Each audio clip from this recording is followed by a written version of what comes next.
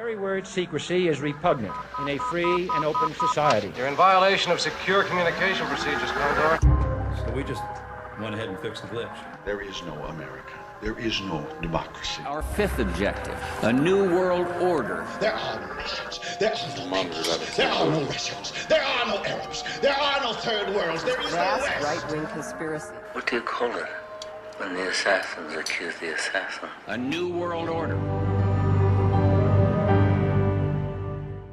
Thank you for plugging in to the Stones Unturned podcast. Well, just a second there, Professor. We fixed the glitch. I'm your host, Professor Thomas Henry Horan. He reads everything. Hello there, you lucky devils. You better bet your bippies he reads everything. And I've been reading up on the most bizarre case. Forget the Clutter family. Forget Manson. Forget Son of Sam. Forget Zodiac. Forget Jack the Ripper. Forget the baby-eating dingo. Forget all that. This case puts them all in the shade. So I subscribed to this extra channel on my Amazon Prime, which is now ad-supported. But it's called Doc Hub. It's $2.99 a month. I subscribed for 1 month. It's very Zionist. It's very commie, but it's got some good documentaries, even though some of them are horribly skewed.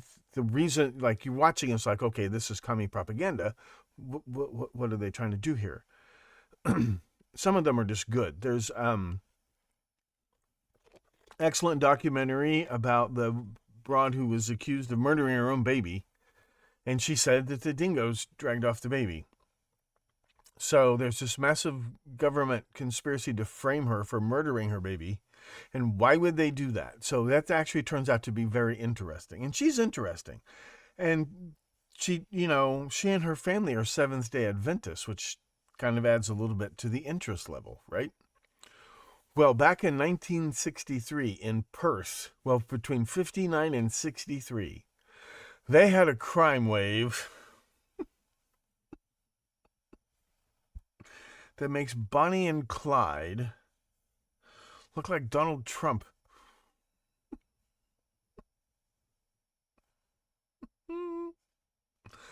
Have we reached a verdict? Ladies and gentlemen of the jury, have you reached a verdict? Oh, and this includes, speaking of which,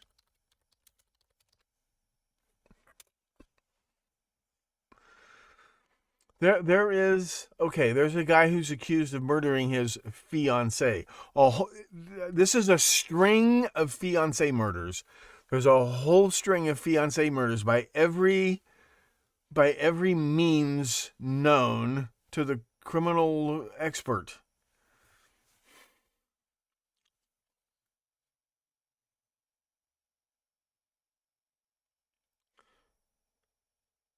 About to go to the jury. Okay, so the jury comes back. The judge asks, how do you find the defendant on charge? Not guilty. It's recorded. This is on tape. And all of a sudden the foreman goes, wait. I made a mistake. Read the question again. And on the charge of manslaughter, they find him guilty. So this guy thought the verdict was not guilty. And then some claim he's not guilty. I beg leave to doubt that. But it gets very interesting. And I'm watching this heavily skewed documentary, but it's still very interesting. So I'm going to talk about that. I'm not going to go completely off on a tangent. I'm going to talk about it tonight. What I've seen so far. Trigger warning. Well, I'm going to really tone it down. But these are some. Here's what we've got. Let me explain what's going on one more time. Forget premium live streams. It's just too science fiction-y. It's just too much for all of us. Unless we want to pay $500 a month, and I'm not exaggerating that by one single solitary penny. $500 a month, which we're not going to do. So I'm just going to pre-record the premium episodes and upload them. So like I should have one ready, and then I would do like our pregame on YouTube 5:30ish, 6 o'clock-ish, and then release the episode. You shut you bastards up. But and maybe do it like a live premiere or whatever. We can all, like I've been talking and threatening to do for a long time. It's just that the premium live streams, there's just too many things that can go wrong. Whereas YouTube, I can't say anything on YouTube, but I can say it quite easily. Tonight's episode is a freebie on YouTube for you guys to get you to sign up. You're missing the best episodes ever. Okay, so the next episode is going to be back to Sandy Hoax and the connection to Manson and to Operation Chaos that Manson was apparently part of, and so on and so forth. Okay? The last week's episode, if you haven't seen that yet, you've got to see it. This Clutter family murder. You've got to get signed up and watch last week's episode. It's all these links to Charlie. It's incredible. Like, you suddenly begin to wonder, did Charlie go along with them the whole way? Because he had contacts in the Kansas City mob through Creepy Carpus, his guitar teacher, who was paroled the same day Bill Vance was right? So watch that episode. It blew my mind putting that episode together. The more you know about the victims, the more you know about the killers. Right? And you get this publicity campaign, and then you get all these bizarre links to these plane crashes and these con artists that Charlie knew from prison. And where was Charlie? You got to watch that episode. So the next episode is going to be, it's not quite as stunning as the connections to Charlie aren't quite as thick and pulsating. They're there, okay, to the whole and to the whole background idea of chaos and mind control. Okay, but it's probably the biggest episode I'll do for the foreseeable future on Sandy Hoax, right? And this is all thanks to some stuff Creepy Crawl dug up. So the episode's ready pretty much. I just need to sit down and record it and then make whatever changes. So it's going to be really good. I want to make it really good. So, so tonight, what am I talking about? Perth, Australia. Let me show you where this is. Perth is down here in the far southwest corner. Perth is kind of like the Los Angeles of Australia. It's in the middle of nowhere. Perth is like closer. It's closer to Jakarta than it is to Sydney. Okay, and it's really isolated. It's way out here. Like it's 1,000 miles from the rest of Australia. It's total population now 2.3 million apparently, but then population maybe 500,000. Very, very low crime rate supposedly, and I couldn't find anything on organized crime in Perth. Organized crime, Adelaide, Melbourne, Sydney, Brisbane. Organized crime as you would expect in any major metropolitan area, especially a white where white people live. Australia's a lot like America, right? It's like this never land. It's like this looking glass version of America. It's a country populated by immigrants. Most of us brought here not because we wanted to, but we were coerced in one way or another.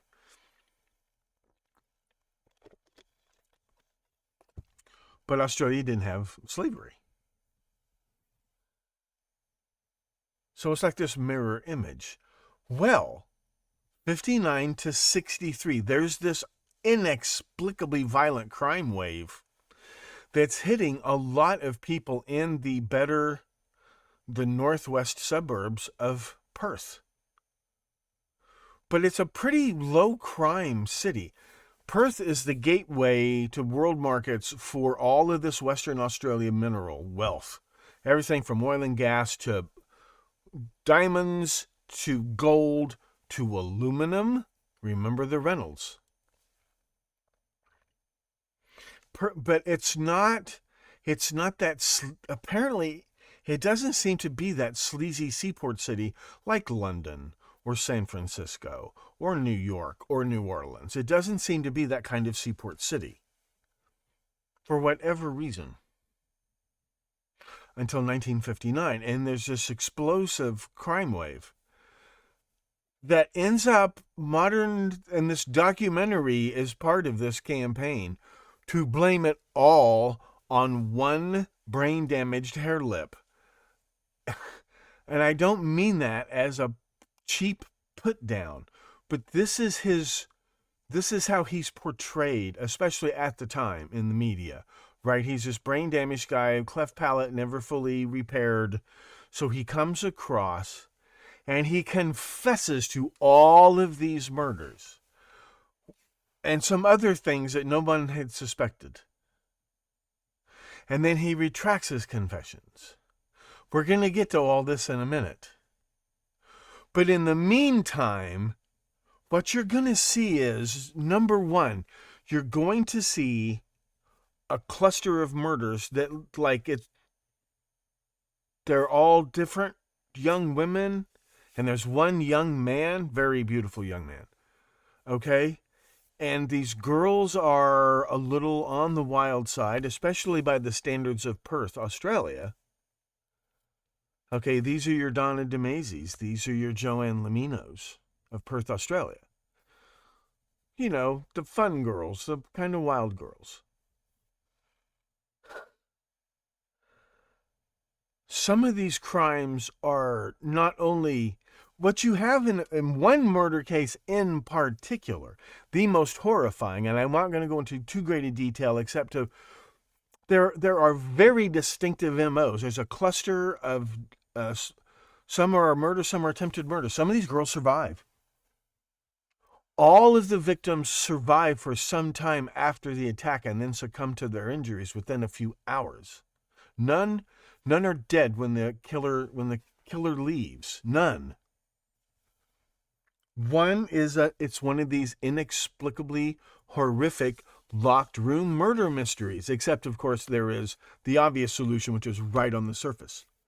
And then there's another one just exactly like it, but with a completely and entirely different, obviously guilty suspect.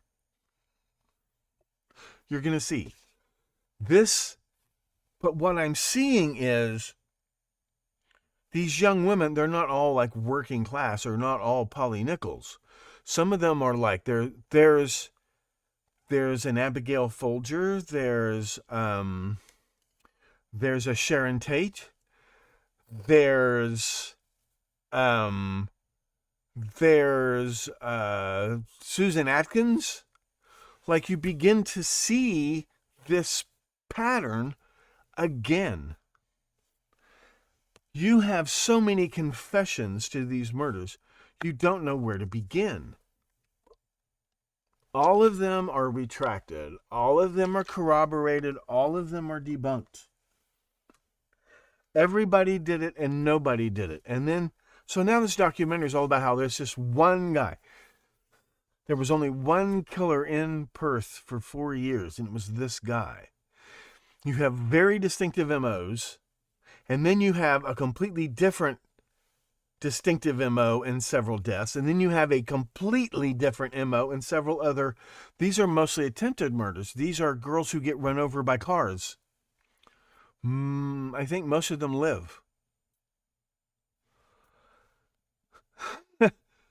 One of these things is not like the others. Like they almost fit together. Hi, Dave. Hi, Scott.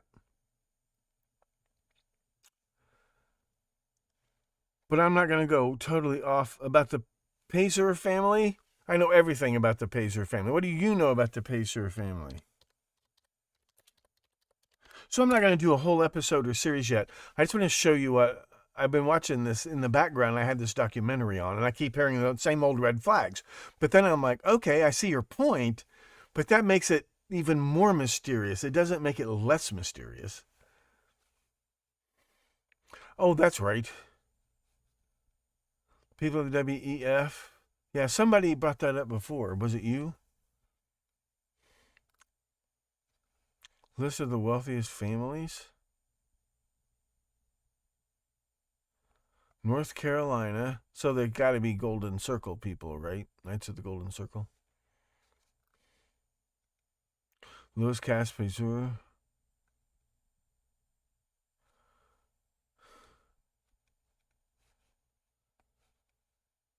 Louis Cass. Well, that's interesting because Cass is a big name in St. Louis.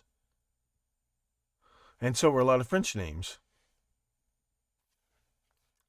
For a moment, let us digress back to the time when the former Crown Prince of France, now Daniel Peyzur, arrived in America. Daniel married a woman by the name of Susanna Reiser, or Kaiser, around the year of 1814. Susanna and Daniel had 2 sons, Adam and then Jonas. While they were busy buying property during the Civil War, the Union government was actively seizing all property and public records.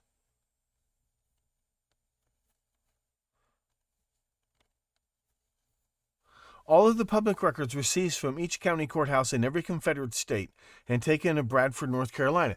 See, this is the plan, the original communist, Thaddeus Stevens. They were going to confiscate all this land and redistribute it, so they needed to know who owned all the land. All the public records were seized in Bradford, North Carolina, where they were meticulously studied, some of them totally rewritten, thence to be returned to... Now, maybe, there's obviously an opportunity there. Is this who you're talking about?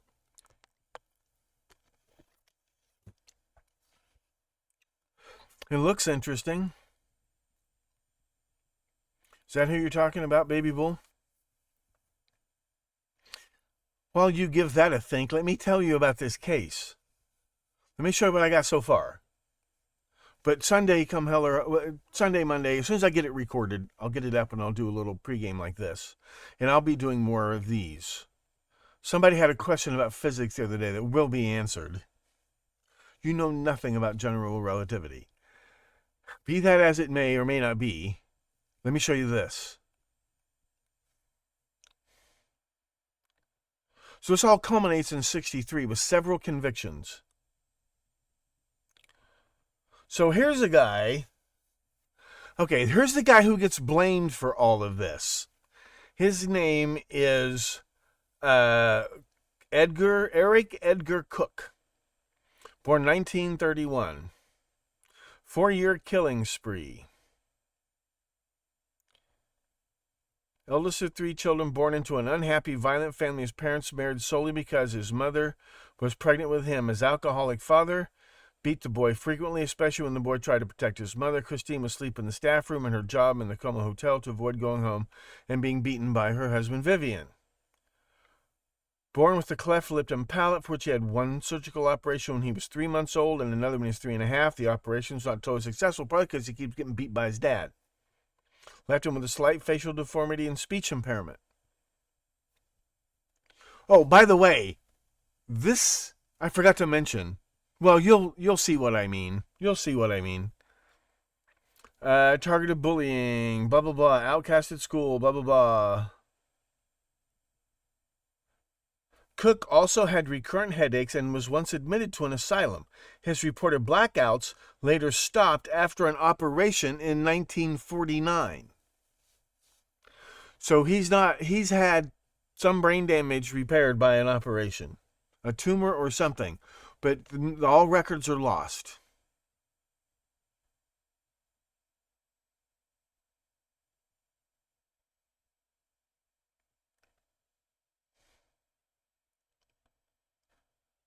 Are you with me?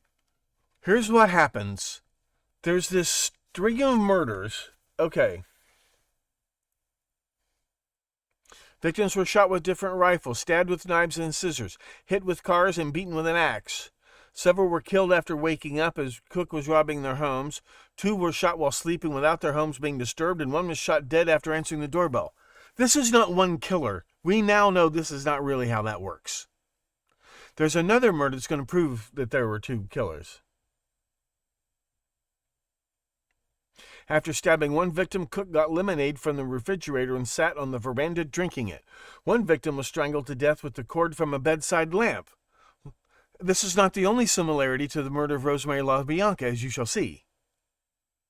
After which Cook assaulted the corpse, disrobed, and dragged it to a neighbor's lawn. then assaulted it with an empty whiskey bottle. Then he left the bottle cradled in the victim's arms. I'm glossing over these horrifying crimes in a city where nothing like this happened. They interviewed several old Perth police detectives, and they said, especially on the north side of Perth, they said it was a really boring job. Nothing ever happened.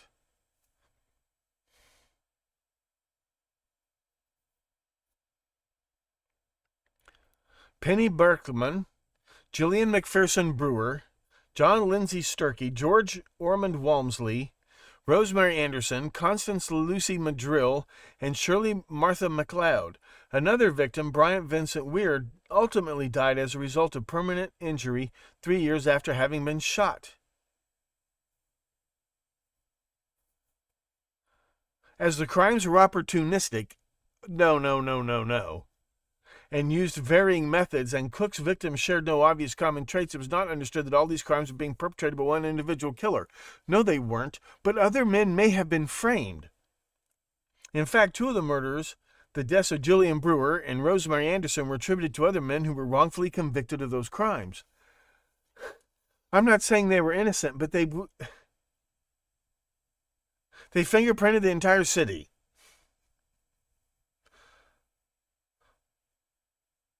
Okay.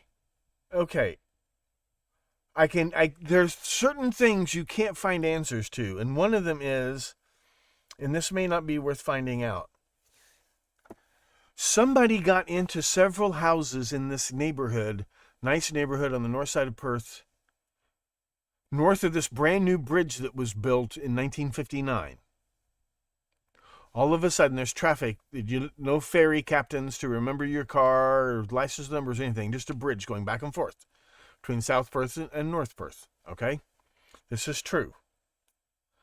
Somebody got into several houses and shot several people right in the forehead. And apparently most of them, like the guy got in the house and the person started to wake up and he shot him. Some of the places had kind of been burgled and some of the places not.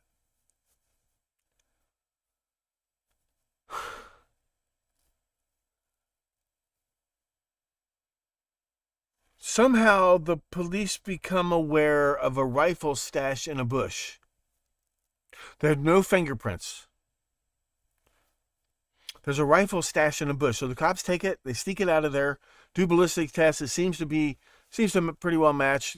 Don't over-exaggerate ballistics results. Seems to be consistent with the murder weapon, at least one of the murder weapons. So they take a similar rifle, they put it in the bush, and they have a stakeout. And they'll wait for a guy to come get the rifle. And the guy comes and gets the rifle. And it's this brain-damaged hair lip. Are you with me? This is the guy who comes looking for the rifle. So he confesses to a whole bunch of murders. They got some other murders on their hands.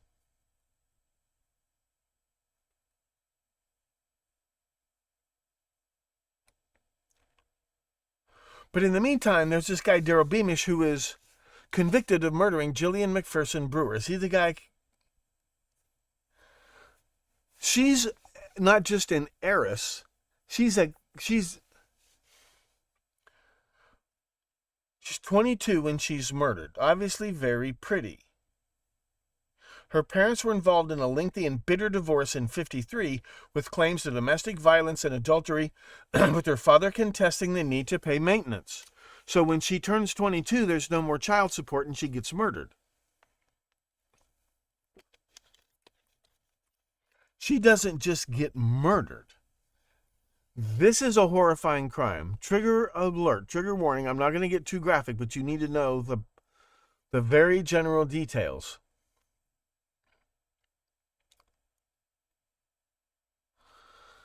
She was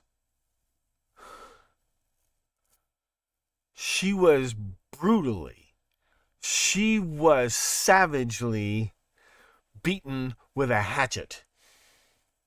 Savagely. And when I say savagely, there was no room for doubt that this was a case of sexual insanity of some kind. Savagely. And then, a couple of hours later, someone stabbed her several times, again in some kind of psychosexual trance, with a pair of scissors, large pair of scissors. Not totally unlike Rosemary LaBianca, who had a lamp cord tied around her neck, but who had been stabbed, and then several hours later was stabbed again in the buttocks. And this is the story, this is the confession made by Leslie Van Houten, that they took her to the house and they made her participate. They made her stab Rosemary, and she finally agreed. They turned her over and stabbed her in the butt. And the prosecutor tried to get the coroner to prove that she was still technically alive when this happened, therefore this was murder, and Leslie Van Houten was sentenced to the gas chamber for this. With plenty of help from Leslie, getting her right, being stupid. This woman is savagely, and this is a prolonged attack. Her mother occupied the apartment next door. Miss Brewer spent the evening, which was a Saturday, in the flat with her fiancé, Mr. Denny. Her fiancé. It's okay to have sex if you're engaged. This is they said this was a very puritanical city. For a seaport city, that was very puritanical. At about 11:30 p.m., the couple retired to the bedroom. At midnight, Denny left. Wow.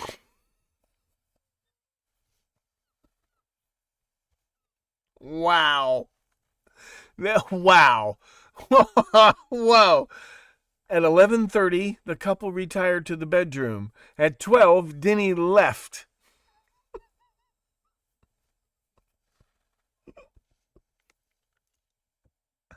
Wow. Listen. I take it from a man who has been divorced for a good 30 years, or a wonderful 30 some odd years. Listen, even I know you got to put out more than this. She hasn't actually said I do yet. But of course, she's the one whose reputation will be soiled if she calls off this engagement. When he returned at 9 a.m. to collect Miss Brewer for a game of golf. Wow. What?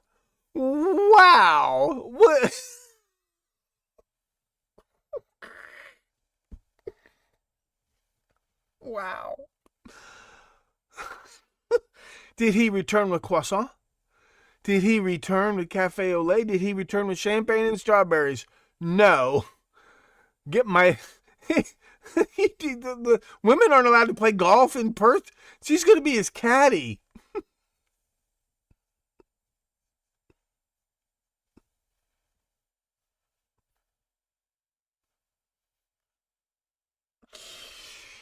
Prince Charming, move over. There's a new player in town. Denny found her dead body on the bed where he had left her. Now, she was lying on her back and appeared to have been attacked in her sleep. There was no sign of any struggle. How long? These are the days when men wore suits. These are the days when Ralph Cramden and Ed Norton put on a jacket and a tie to take their wives to the bowling alley for a beer and some pool. So, how long does it take to take off in women's undergarments from 1959? Then, how long does it... And then, he probably shaved and then put his suit bag on and leave. All within... What time did you gentlemen say she died? The medical evidence that death had occurred between 2 a.m. and 6 a.m., between a half hour and 2 hours after her windpipe had been severed. She lived for maybe 2 hours or better after she'd been hit in the throat with the hatchet. So he's like, what time did you say 2 a.m.? So she was attacked at 12. Oh, sorry. I was out of there by 11:59. If I'm not out of there by 11:59, I turn into a pumpkin head. This is his alibi. His alibi for the murder is, what do you think I am? Some kind of gentleman? It's wham, bam, thank you, ma'am. Which kind of leads me to theory A. Was she a professional fiance? She was a part-time model. She was beautiful. She was movie star beautiful. Part-time model.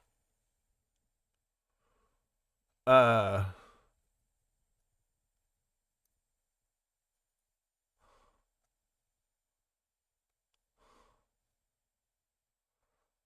she had been stabbed a couple of hours later. Because those stab wounds didn't really bleed. She may have been dead even.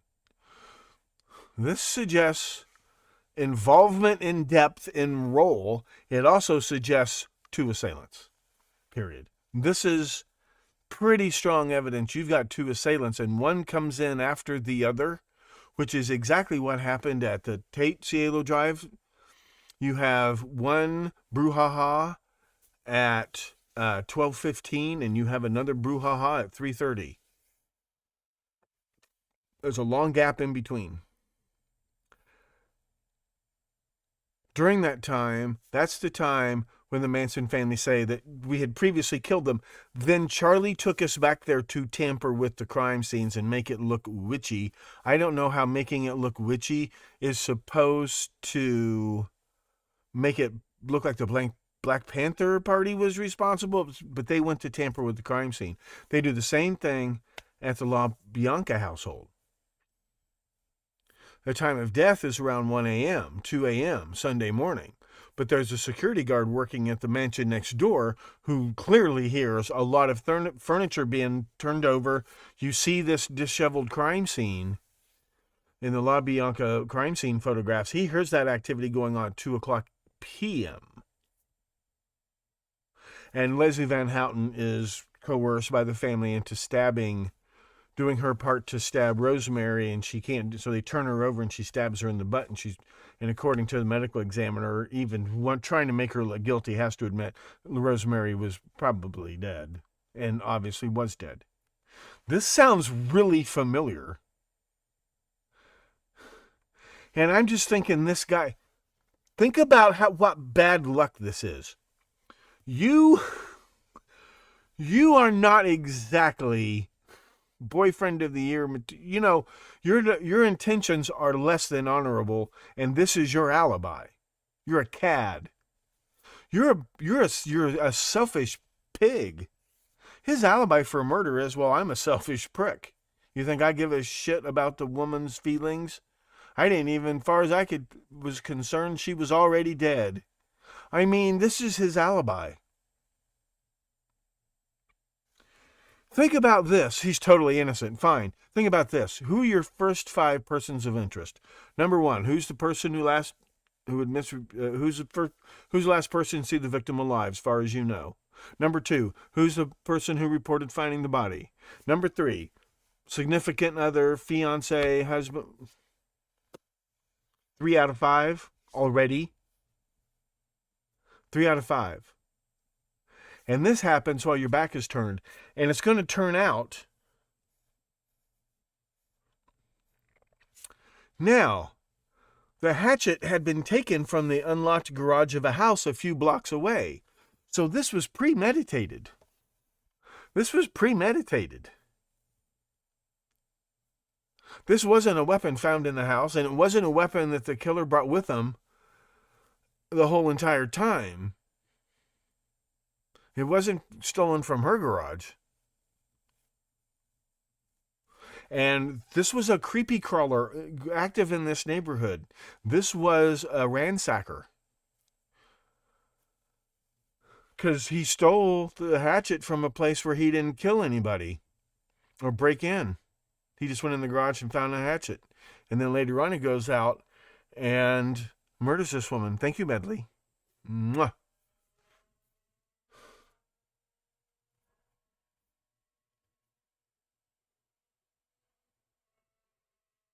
The owner thought he'd last seen it there about 2 weeks before the murder. So this is not some spur-of-the-moment crime. And I'll stress it again. And this guy, you saw how pretty she was. She didn't just inherit a factory. She inherited a candy factory. Well, you see it all the time. Who do these women end up with? Bums. Crumb bums. A guy so selfish. Think about how lucky this guy was. Not only did he miss being killed himself,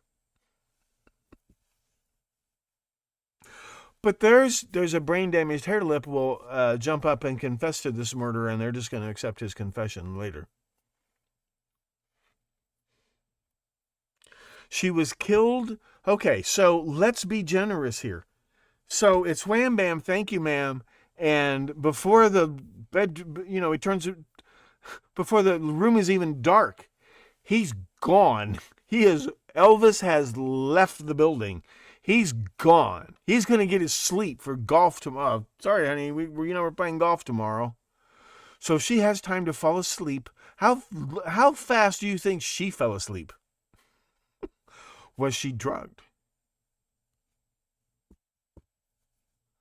How drunk was she? I mean, and think about this. First, at best, the romance this evening was a little, Well, it was a little, Then,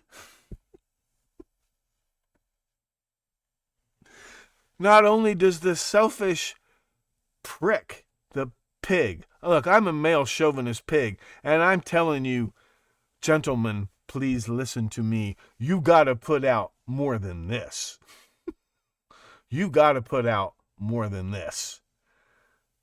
Not only, and that's the only reason he's not there to protect you, let alone accompany you to those greener pastures. Really?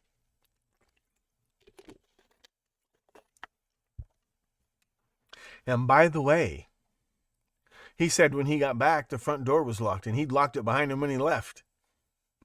Well, I didn't want anything bad to happen to my fiancée. There's a lot of selfish pricks out there that just go around looking for unlocked doors, take advantage of a beautiful young heiress.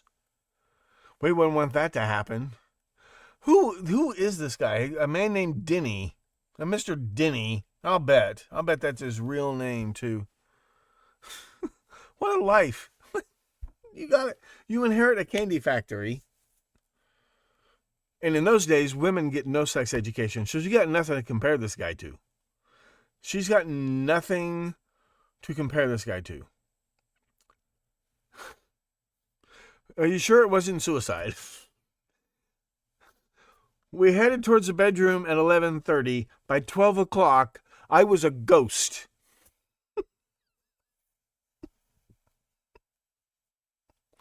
And then she spends,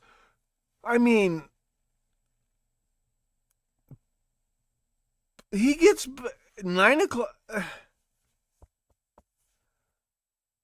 Now, if this was the only murder that happened like this, I'd let it go. The police found no fingerprints other than those of Miss Brewer and Denny. Well, Mr. Denny, obviously you're not guilty. There was nothing to indicate how the murderer had got into the flat. Denny had to let himself out of the flat by the front door, which had a Yale-type lock locked automatically. His evidence was that the back door of the flat, which was found locked after the murder, was always locked even in the daytime with the key left on the inside of the lock. The only indication of when the murder was committed was a neighbor's statement that she heard Miss Brewer's poodle, which was under the bed when Denny left, bark 3 or 4 times about 1 a.m., and then break off in the middle of a bark. And the dog was found under the bed, terrified, the next morning. Well, according to Denny, the dog was not killed. And she was killed in her sleep. At 1 a.m., As soon as he left, she just couldn't hold her eyes. Who knows? Maybe she fell asleep and he just got mad and left. But that's another thing. Look, let's give him the benefit of every little doubt. Let's say it was fireworks. Brief but intense. Let's give him the benefit of every doubt. Did she giggle? Did things go according to plan? She apparently had not been sexually involved. If they'd been drinking, maybe things didn't go well. That's a motive for rage murder. Her injuries are horrific. This was a killing of sexual rage. And then she was stabbed several times with a pair of scissors. In the breasts and whatnot.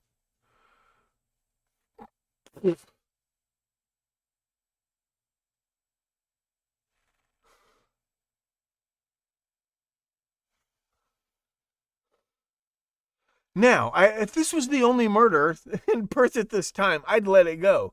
No progress was made in solving the crime until April 61, 16 months later, when a man named Beamish, a deaf-mute, then 20 years of age, pleaded guilty at the Perth Police Court to 4 charges of aggravated assault on young girls.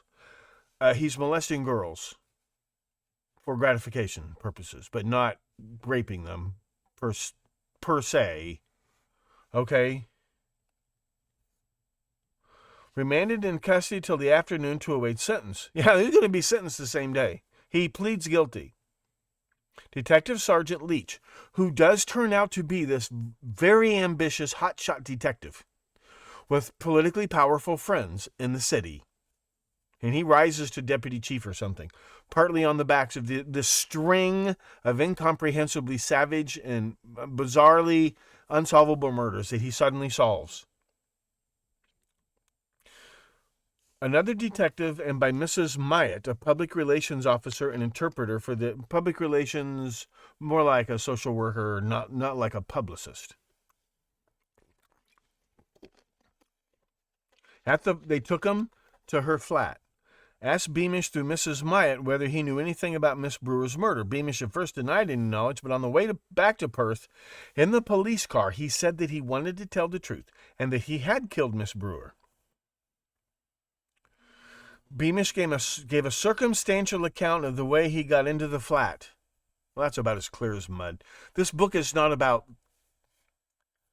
and attacked her with an axe and a pair of scissors. He led police to the house from which he'd taken the hatchet. He seems to have known the house where the hatchet came from.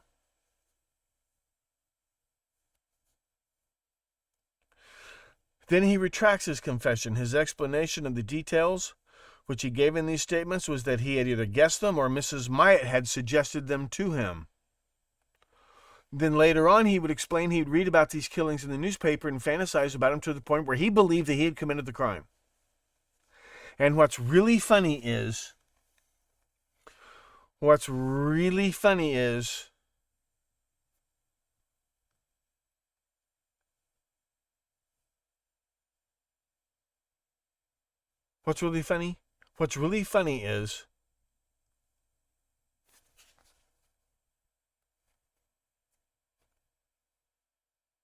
that's how the Manson family confessed. And that all of this LSD-induced rehearsal for killing, it doesn't sound like they killed there's no evidence they killed anybody, and their statements are all completely disproven by the physical evidence and the witness statements. Their confessions cannot be true. Doesn't mean they're innocent, but the evidence they were convicted on is completely fabricated.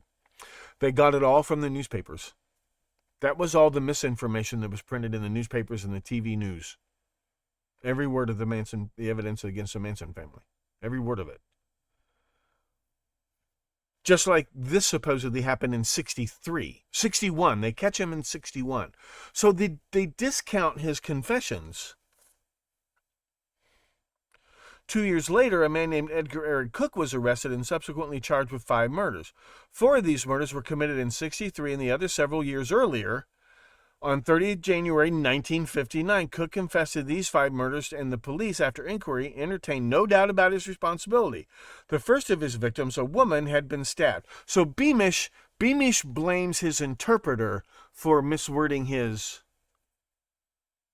but he wrote out his own handwritten confessions. But don't forget, the fiancé is the one who looks super duper guilty, and they're just looking for somebody else they can pin it on and get to confess. So now you have this Cook. If you haven't seen the documentary The Confession Killer on Netflix, you must. That might be the best true crime documentary ever made. And it's very important. And it's very well made and very engaging. Sheila was drug hit. Not Manson. But the Manson family went there to tamper with the crime scene so that they could then take the fall for it later. Well, then they take the fall for it later because they had false memories of committing the crime. They weren't programmed to kill. They were programmed to remember killing. And part of that programming is you got to take them to the scene of the crime. This is Dr. Jolyon West's method. You take them to the scene of the crime, and then they remember committing the crime, which is what they did with Beamish, which is what they did with Cook. Cook was the brain-damaged hare-lip. Beamish was the deaf-mute, who blamed his confessions on his interpreter, but that's not a very good excuse. The first of his victims, a woman, had been stabbed. The second and third were shot at 2 different addresses on the same night. The fourth, another woman, was strangled. And the fifth, a young girl, was shot. Cook was tried for one of these murders in November 1963, found guilty and sentenced to death. The jury rejected his plea of compulsive insanity. But then Cook wondered to the police why no one had been taken in for what. How come you never arrested anybody else for all the crimes I did? He says this to the police. Oh, no, the prosecuting attorney said something about it's a wonder nobody else was arrested. He said, "You can be assured, Mr. Dunn, that no one has been charged or is doing time for any job I've done." 5 days later, however, Cook told Detective Sergeant Nielsen and 2 other police officers that he was also responsible for 2 further killings, for which 2 other men were then serving sentences of imprisonment. One of these was the Brewer murder. The other was the killing of a girl named Rosemary Anderson. Now,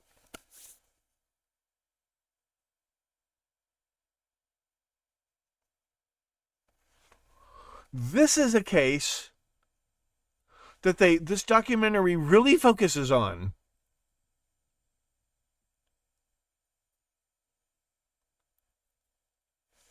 Cook gets some of the details kind of right, and he gets, but when you really split hairs, they're all wrong. So they go back to the original fiancé of this girl who got hit by a car and died of her injuries. This is her fiancé's story. He and his fiancée are playing strip poker. He's teaching her how to play strip poker. And there's a point where she gets mad and jumps up and runs out of the house. So he gets in his car and starts looking for her. And he stops and sits on the curb and smokes a cigarette for 3 or 4 minutes. Then he gets back in his car and starts driving down this road, and he finds her lying on the side of the road in a crumpled, bloody heap. And he picks her up, puts her in the car, and he takes her, not to the hospital, he takes her to a doctor he knows. And I'm thinking, you mean an abortionist. It's 2:30 in the morning.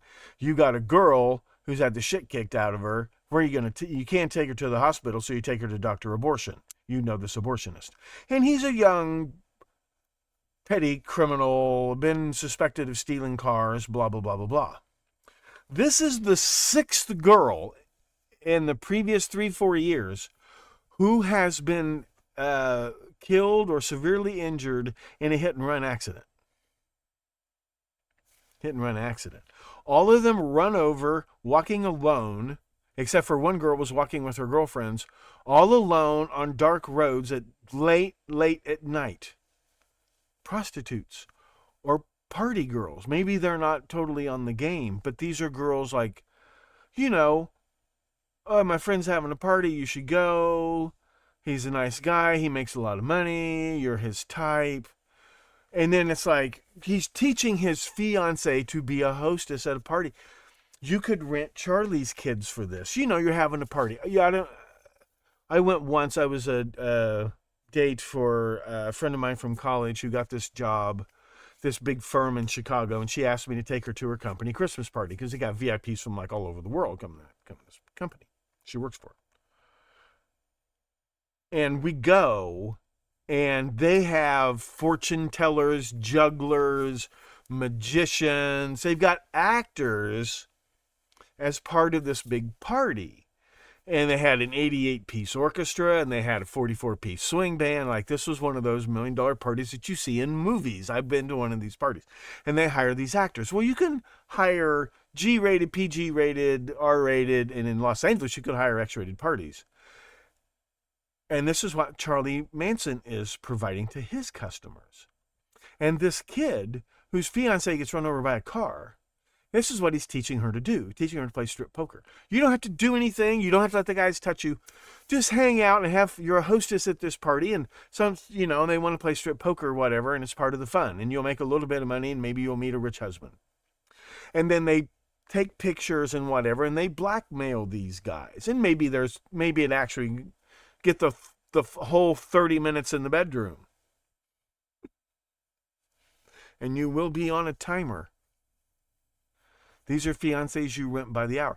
But sometimes they're just strippers who just go. They're just eye candy. They're decorating. They're sitting there, you got a dozen bikini chicks sitting around the pool shooting machine guns. It's just creating a party atmosphere. They're professional party entertainers, and maybe that's all it is. You don't have to go topless, but you make extra tips if you do, kind of a deal.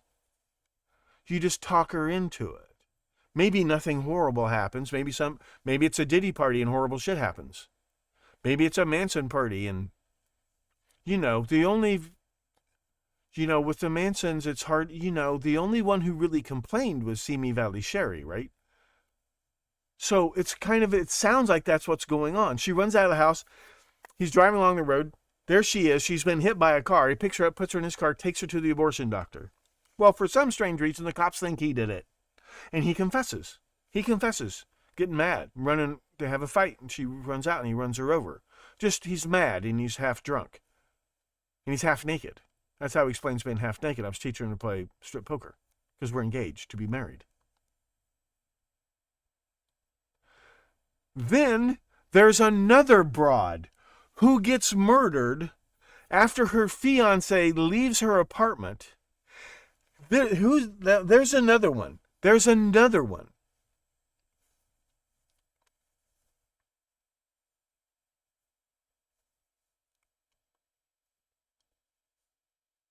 And this cook is saying, I read about a murder and I dream about it and I start thinking I committed it. So they just don't know what to believe. And he has enough holes in his confessions that, right? The only thing going on politics-wise is the Profumo affair. I couldn't find any organized crime or any political scandals going on in Perth. It seems like a very clean city. It's this crime wave. But there's this other murder I don't have slides for. And it's about this other murder. No, the murder I told you about was the girl who inherited the candy factory. She is savagely murdered with a hatchet. There's another girl who's also brutally murdered. The one who's strangled and stabbed. Blah, blah, blah. She was a model. The part-time model. And she's dating this local media personality. He's the big radio DJ personality in Perth. He's a Greek. And he left her apartment a few seconds before the murderer arrived. And different MO, but same result. A woman horribly murdered. He stabbed her in the heart, and she'd lived for a while. And he comes back. No, he doesn't. No, this guy isn't even coming back to pick her up to go play golf with his golf buddies. No, he's just driving past her apartment on his way to the studio. He's not bringing croissant, roses, cafe au lait or anything. He's just driving past. He didn't even honk his horn. He says he noticed that the bedroom window was open, so he stopped and the door was unlocked, and he went upstairs and she died in his arms. She'd been stabbed to death and whatnot. Now, I want you to think about a couple of things here. I want you to think about how unlucky these 3 fiancés were. Their fiancés are brutally murdered in either cold blood or psychosexual rage. Ted Bundy type psychosexual rage. But they're not. The motive isn't murder. They're all alive when the murderer leaves.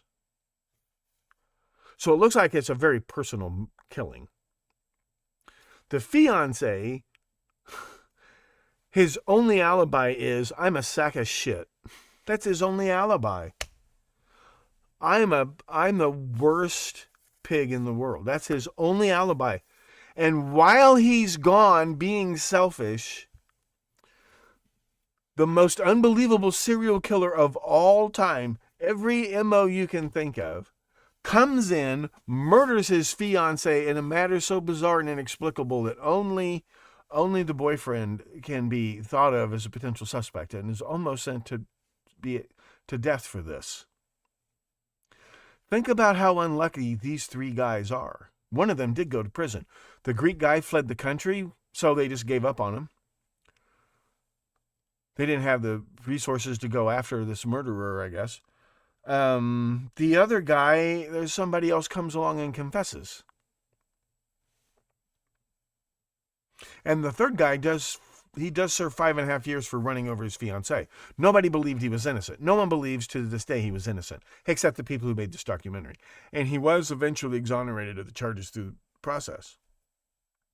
But it's all based on these confessions by these other 2 guys. So this guy Cook, he says, yeah, I was going around stealing cars and running over broads. So this guy, if the first guy, the hatchet murder job, if he hadn't been so selfish, he would have been one of the victims and possibly the only victim, and she would have screamed and the killer would have run off. How lucky can a guy get? The other guy dating the model, the radio personality, the killer leaves right before he arrives. He almost disturbed the killer in the act of murdering his fiancée. You've seen the movie North by Northwest, right? That's what happens to 3 of these guys. 3 fiancés murdered by a psychotic demon, and and it's just obvious that the fiancés did it. The men did it. But then they're miraculously saved by these bullshit confessions. Are you with me? Does this sound familiar? Think how lucky this serial killer is. If the guy teaching his fiancée to play strip poker, if he didn't stop, I guess he couldn't smoke and drive at the same time. I don't know how dumb these Australians are. I don't know how complicated their cars are. He couldn't smoke and drive at the same time. If he hadn't done that, he might have seen that. And by the way, there were only 2 cars on that entire highway that entire night. Him and the killer. He had damage to the front of his car, and there was blood on the front of his car he could not explain. He did claim that the damage came from a fender bender he'd had 2-3 weeks before.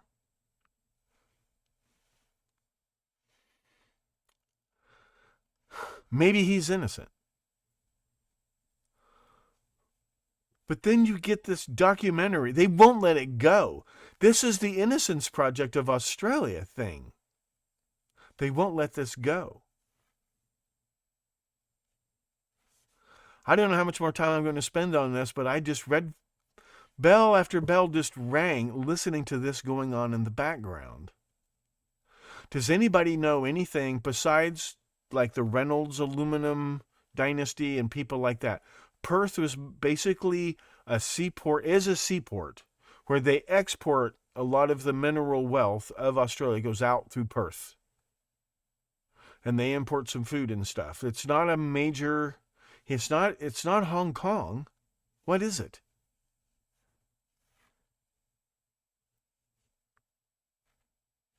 Does it have anything to do with Profumo?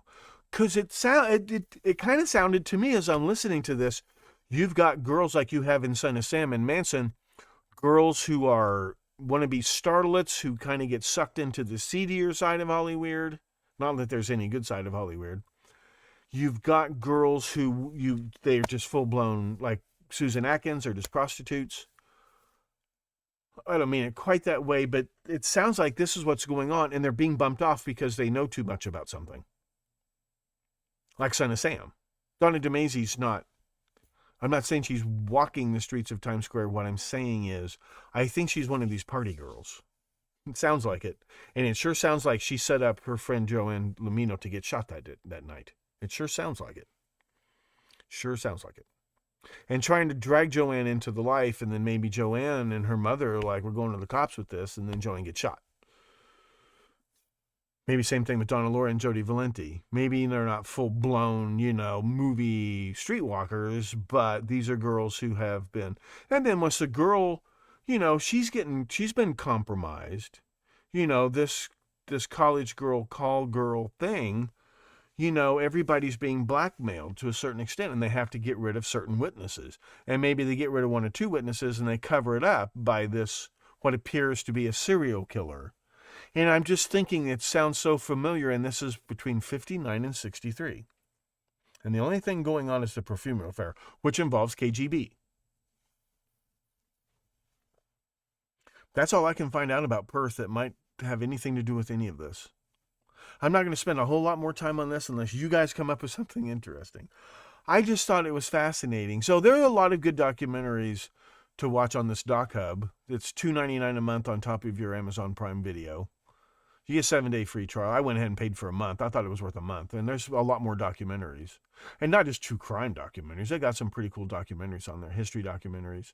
There's one about one of the hippie communes of San Francisco in the 60s we haven't heard about, and it's a soft-pedaled piece, but it's interesting. It's interesting, the class of, these these Folger girls and these Sharon Tate girls getting involved in these lefty hippie crap and badgering the parents for money. Yeah, and there's this heiress, and there's this locked room murder mystery, and there's this sudden confession by this mentally unreliable person. And it sounds exactly like The Confession Killer. Watch that documentary. It's great, and they present it as a great story, and it's a great lesson to learn. This guy's he really, this cook who they end up trying to blame him, trying to believe all of his confessions now. He's more like an artist tool, like somebody who looks brain damaged, he talks brain damaged, so you think he's capable of savage murders of completely different MOs, and he's completely brilliant. And he came back for the rifle.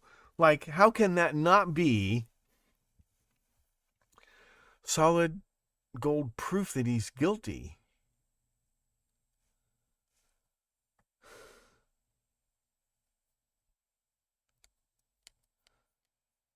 The thing about the drug hit theory, Baby Bull, at Cielo Drive is that might have been one reason,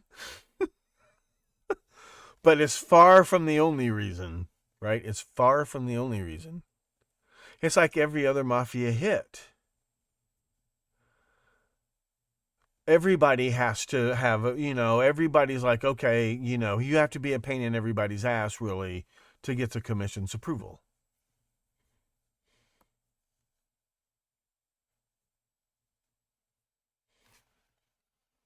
Yeah, but I couldn't find anywhere that the Perfume affair really went all the way to Australia. The Americans were crawling all over Australia during the Cold War. It seems like the KGB couldn't get much of a foothold in Australia. But who knows? They did have KGB infiltrators in Australian intelligence. They did catch some Soviet spies, but it didn't seem like there wasn't much in Australia for the Soviets to spy on. It's a free country. You have free press. I mean, there wasn't much spying to be done. But the Americans were very interested in Perth in particular because of the South Pacific theater. So maybe it was them. It just sounds like somebody's bumping off. They've got these girls that they're using to compromise powerful men and maybe some women, and they're bumping them off. And maybe there are other murders to cover for it or whatever. But all three fiancés, they just sound and look absolutely guilty. And yet, and think about, it's not one time that the serial killer's luck is incredible and the boyfriend's luck is incredibly bad. It's three. And they all get blamed on the same incredibly lucky serial killer who doesn't have brains enough to make breakfast. It's just so unbelievable in every way. I just thought it was hilarious in that way.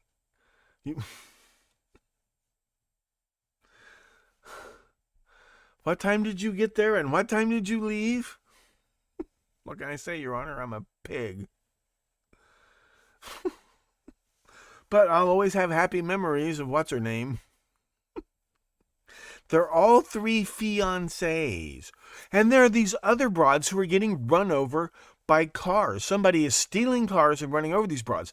This sounds like the very last broad that got run over. Her boyfriend was running with a rough crowd. He was kind of a young Charlie Manson, jacking up cars. You know, he's not robbing people at gunpoint, but he's a kind of a juvenile delinquent. Write a book on this? You write a book on this. You know what it takes to write a book? I'm not writing any more books. That's why I'm doing the podcast. Nobody buys books anyway. Nobody buys this book. This is a book. I wrote a book. Buy this book. You know what book I'm talking about. So hopefully Sunday we'll do this again and I will be the next episode on Sandy Hoax.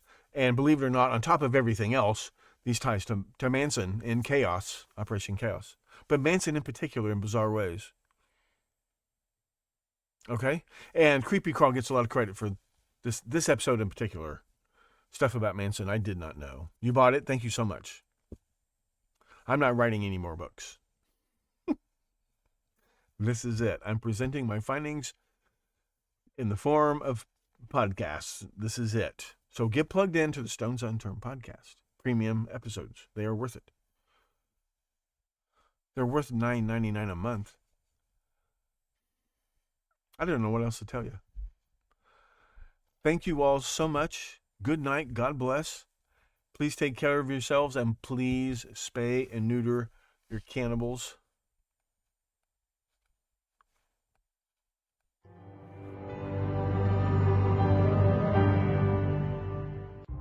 I'm Professor Thomas Henry Horan, asking you to please stay plugged in to the Stones Unturned podcast. He reads